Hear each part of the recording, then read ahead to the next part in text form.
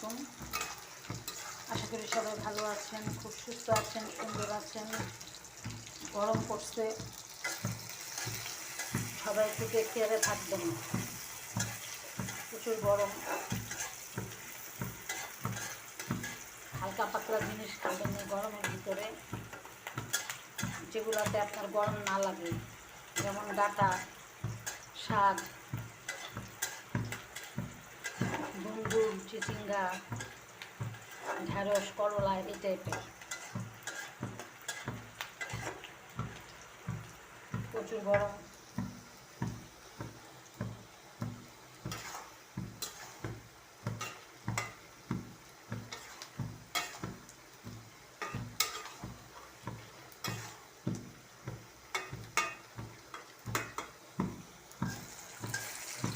এটাতে এখন আমি মাছ দিয়ে ঝুল দিয়ে রান্না করব। মাছটা ভেজে নিয়েছি, তরকারিগুলো কষায় নেব। তার আগে পেঁয়াজটা ভালো করে নেব।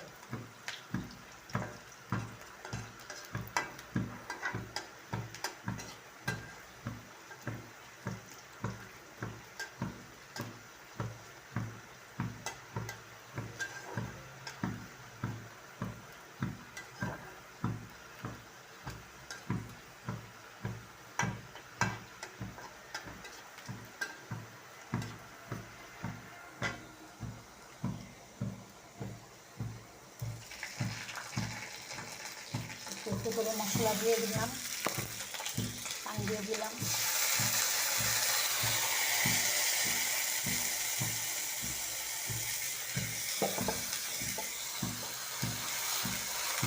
পেঁয়াজটা একটু বেশি হয়ে গেছে। এখানে স্বাদ মতো লবণ দেওয়া আছে, জিরা, হলুদ মরিচের গুঁড়া।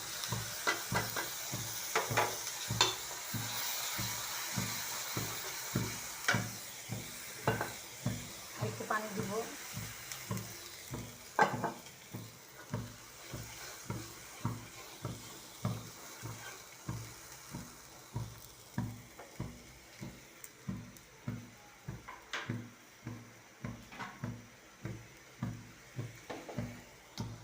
ধুন্দুল আছে, দিয়ে দিব ধুন্দুল। গরমে ধুন্দুল খেতে খুব ভালো লাগে।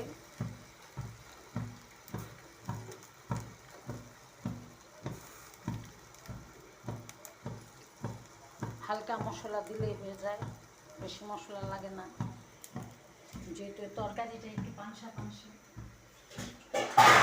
ধরনের।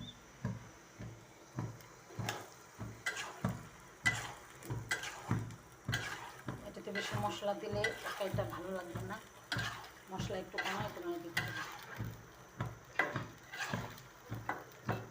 হয়ে যাবে। খুব সুন্দর একটা কালার আসছে সবজিটার।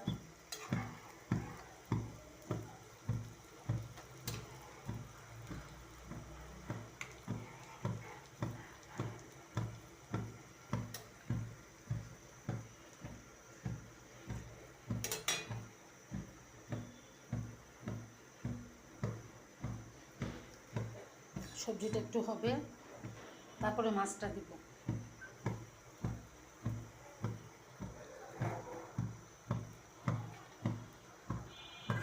নাড়াচাড়া করে দিবেন যাতে একটার সাথে একটা লেগে না যায়, তরকারিটা যাতে পাউজা না হয়ে যায়, সুন্দর মতো যাতে হয়।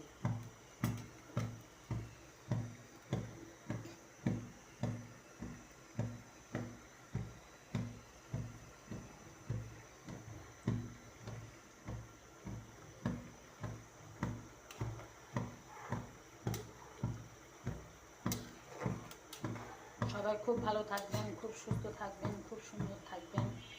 গরমের মধ্যে নিজেকে টেক কেয়ার করবেন। বন্ধু বান্ধব, আত্মীয় স্বজন যে যেখানে আছেন সবাইকে বলছি, আবার বললেন না যে আমাকে বলেন নেই।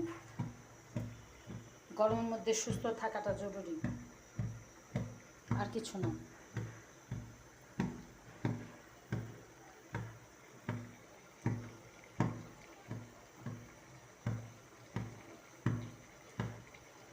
সে পর্যন্ত খুব ভালো থাকবেন, খুব সুস্থ থাকবেন, সুন্দর থাকবেন, দোয়া করবেন। আমরা আপনাদের জন্য দোয়া করি।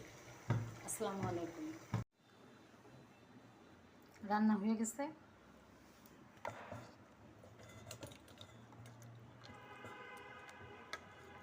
রুই মাছ দিয়ে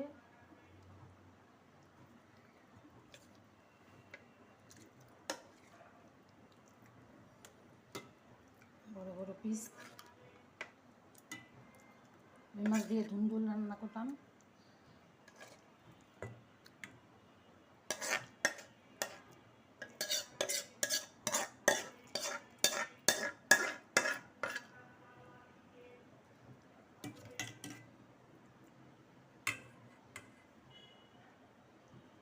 কেমন হলো জানাবেন কমেন্টসে। রান্নাটা সম্পূর্ণ দেখানোর চেষ্টা করলাম আপনাদেরকে।